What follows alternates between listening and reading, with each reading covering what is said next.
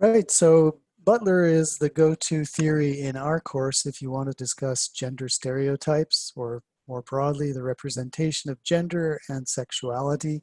There's an enormous amount that's useful in what she said, and it can be applied to just about any text which has, either representations of conventional gender performances, or if you're looking at more um, groundbreaking texts, they may have representations of unconventional, non-binary gender portrayals, and that's always very interesting too.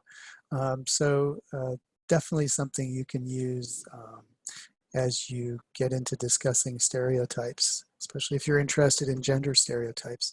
And of course, it bears repeating that stereotypes are changing. What we're seeing is a good deal of fluidity on what is socially, let's say, a socially acceptable, or let's say acceptable to the hegemonic mainstream of gender performance in everyday life and consequently gender representation on television. So things are definitely changing. It's an interesting idea as to, whether television simply reflects that, and then we would be back to the reflective theory, or whether television helps to constitute those changing gender performances. And, sometimes you can even see, fashions being influenced by television, so which is a pretty clear sign that there's something constitutive going on there when everyday fashion starts changing based on, particularly powerful representations.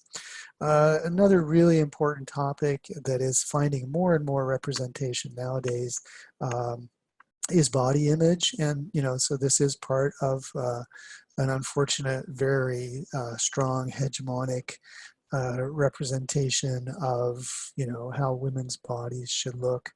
I can't show you a whole episode of Shrill, but it's absolutely terrific episode where the main character goes to a body positive pool party and kind of lets go a little bit of some of the way she's locked down into a particular view of self-representation.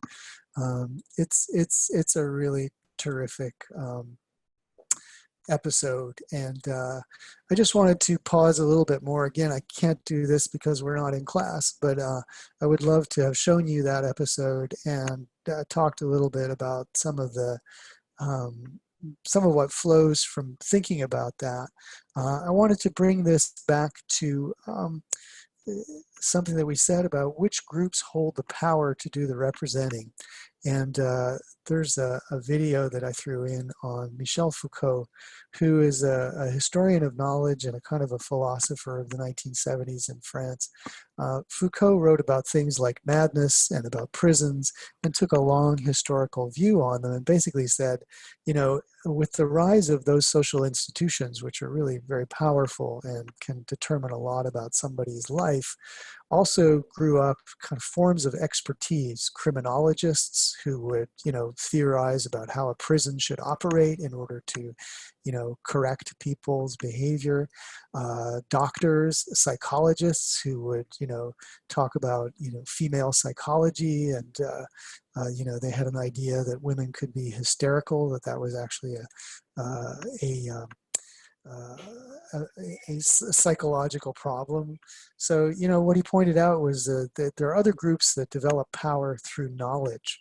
And just when I was thinking through this issue of body image and looking at Shrill, I came across a great analysis of the different, what Foucault would call discourses, the different very strong ideas that are out there about body image. And the various ones that circulate around obesity. And one is that even figures in that episode of Shrill.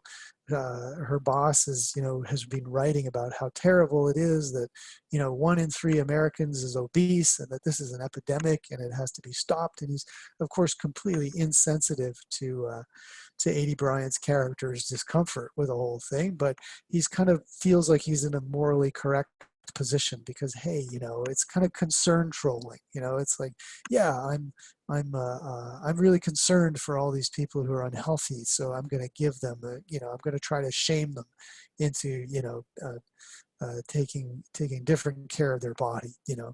And then there are other discourses out there, body positivity being one of them.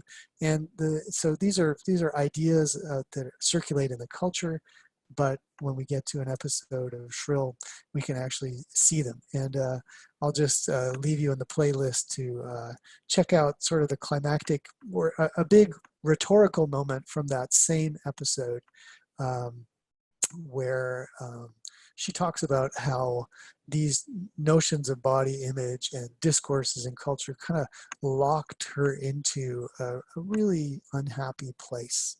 And again, it's a great ending to a terrific episode that I wish I could show you completely. So check that out.